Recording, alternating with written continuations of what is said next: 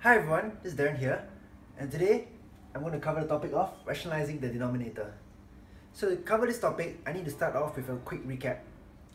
I would like to recap what is a rational number and what is an irrational number. So the definition of a rational number has been written on the board. So quickly, a rational number is a number that can be made by dividing two integers. So this would be examples, would be like maybe something like 1, because 1 is just equals to 1 over 1. It can be maybe 1/4. This is also a rational number, and even negative numbers. So negative numbers are also rational numbers. Okay, take note of that. How about what's an irrational number? So an irrational number is a number that cannot be made by dividing two integers. Okay, so one is can be made and one is cannot be made. There's a simple difference between rational and irrational numbers. So irrational numbers examples would be some things like pi, exponential, square root, 3, etc. Alright. Okay, so let's start off with my first example, whereby I rationalize the denominator. So say this is our first example given. 7 over square root 11. Now, some of you might be wondering, why do we have to rationalize the denominator? The purpose is because in maths, a rational denominator is easier for us to divide by. That's why we like to make the denominator a rational number. In this case, square root 11 is not a rational number. Therefore, we need to make it rational. And how we go about making it rational is with this logic. If I took this number, this whole term here, right, and I multiplied it by 1, I will not change a thing, correct? Because multiplying by 1 doesn't change anything. But mathematicians came up with this trick. Instead of writing 1, let's say I write square root 11 over square root 11. Isn't this the same as 1? It is, right?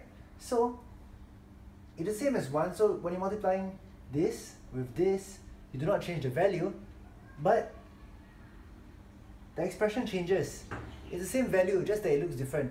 It comes out in a different form. So what happened? Square root 11 times square root 11, this just gives us 11. And 7 times square root 11, this just gives us 7 times square root 11. So therefore, with this one simple step, we have rationalized the denominator successfully. So this is the final answer. So let's move on to the second example now. Suppose we had this as our second example instead. Square root 3 over 8. Okay? So one thing to take note when given this type of questions, this square root can be simplified as such.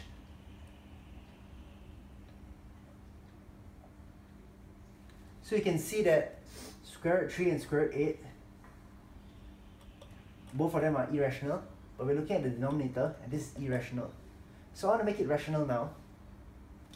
I'll just do the same method as the previous step, and then as the previous example, and I'll just multiply by square root 8 over square root 8. So this times this will give me just 8, and square root 3 times square root 8 will give me square root 24. Okay, so this is the final answer for this second example. So let's move on to the third example.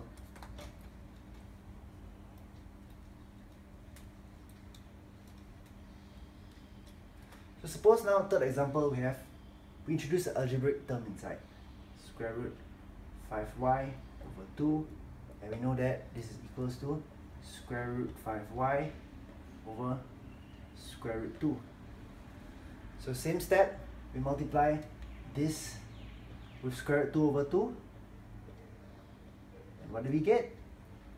The denominator will be just square root 2 times square root 2, which will give us 2. And the numerator will be square root 5y times square root 2. So this gives me square root 10y. Okay? Now, this will be the third example, and this is the final answer. So let's move on to the fourth example. This time around it's going to be slightly different. What happens if there are two terms in the denominator? Much more tricky. Square root A over square root A plus square root B. Okay, sorry. So in this case here, it's something slightly different, but let's just go ahead and apply the same steps as we did for the previous three examples and see whether it works out. It actually won't work out, so then I'll explain to you another method. But let me just show you how it doesn't work out, okay?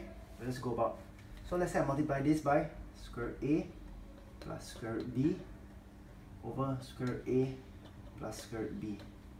Then we solve the denominator. We don't care about the numerator first. We just want to see whether this times this gives us a rational denominator. So I'm going to focus on this times this. And now square root A times square root A gives me A. Square root B times square root A gives me square root AB. And here the same thing, plus square root AB. And then here we get a plus B. So therefore this will be A plus 2 square root AB plus B, right? And this is an irrational number still. So therefore if we go about using the same method, when now there are two terms in the denominator, we won't get a rational denominator. Therefore, what do?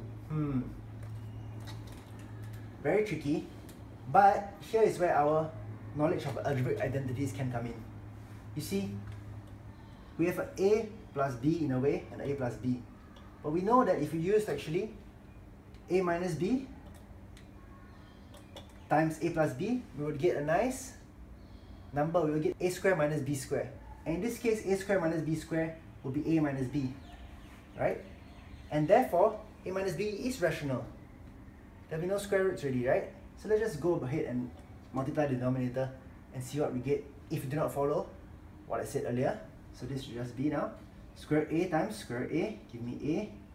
This times this, give me plus AB. This times this, give me negative AB.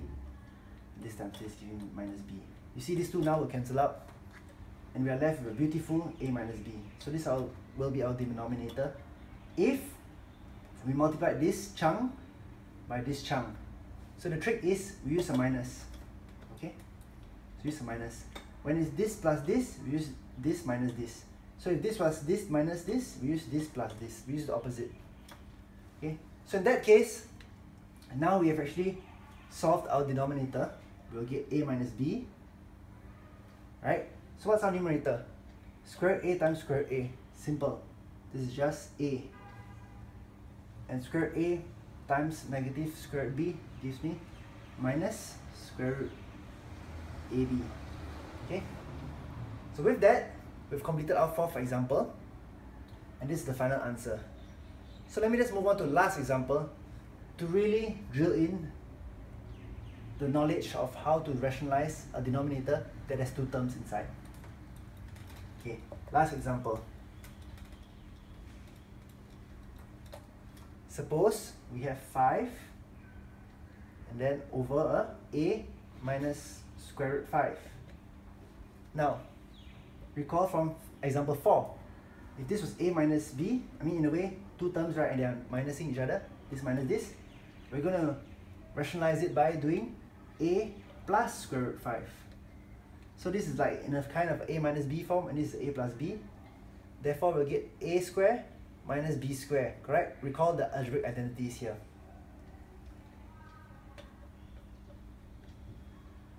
So now I know, in this case, if I use these two, I multiply these two, what do I get? I'll get a square minus b square.